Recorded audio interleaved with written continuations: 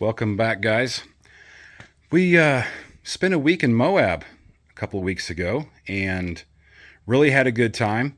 I carry several tools in our Polaris General, spare belt kit, tire plug kit, but we did have a spare tire that we kept on the trailer, and I didn't have a way to, I just want to throw it in the bed, so I'm trying to figure out how I could carry this thing around.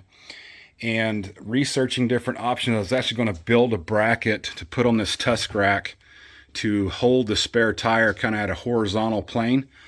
My wife didn't so much care for that idea, so we opted for the B-Fab Adventure Rack, which is in that box right there. We're going to get that installed and see what that looks like. So it has the molly panels on both sides, along with the spare tire carrier. We'll get that installed, and then I'll come back. All right, guys, we've got the B-Fab rack installed and the old rack removed. And you do have to take the sides off your doors, but if you've seen B-Fab videos before, the one video I could find on YouTube showed you had to drill a hole through the upper part here to mount a bracket to secure the bed so it doesn't rattle. This is a newer model, so contact B-Fab.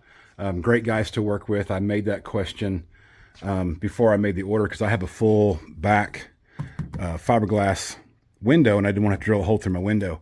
But the new model includes brackets that actually use the lock and ride holes to mount a support bracket that goes here. So as you can see, and it doesn't interfere with the bed at all. And that's much better. So you can open and close your bed as you need to.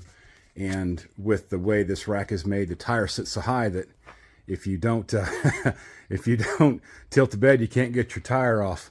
Or at least for me, I'm a short guy. I'm 5'10". So yeah, great little fabrication. You have to drill one hole here on each corner and then put the nut on. The instructions, one of the tips in the instructions is to use double-sided tape to hold the nut with your finger. Although I was able just to put it in a 1/4-inch socket and hold it with a ratchet right through here without any issues, and use a 1/2-inch drive up here with a 1/2-inch socket, and was able to tighten it down with no problem. But yeah, let me get this wrapped up, get the sides put back on, the molly panels installed, and we'll mount the fuel tanks and the fire extinguisher and put the spare tire on it, and we'll show you what it looks like all complete. One last time. Okay, B-Fab installed. Everything worked out well. Got my fuel cans installed, molly panels, spare tires mounted, and yeah, I still need to mount the fire extinguisher. I'll put it right here. I got to run to the hardware store and get some bolts, washers, and some screws. But yep, she does a pretty good job. I'm pretty happy with this machine. Yeah, what else can I say?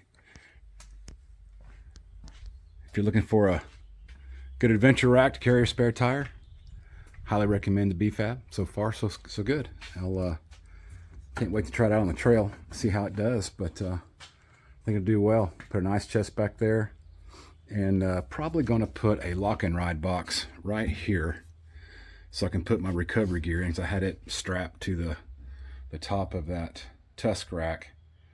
But air compressor, plug kit, spare belt, all the tools for it. And I'll have to come up with a big breaker bar to get the lug nuts loose off the tires if I have to swap a tire. But other than that, she's pretty much done. So let me know if you have any questions. Thank you.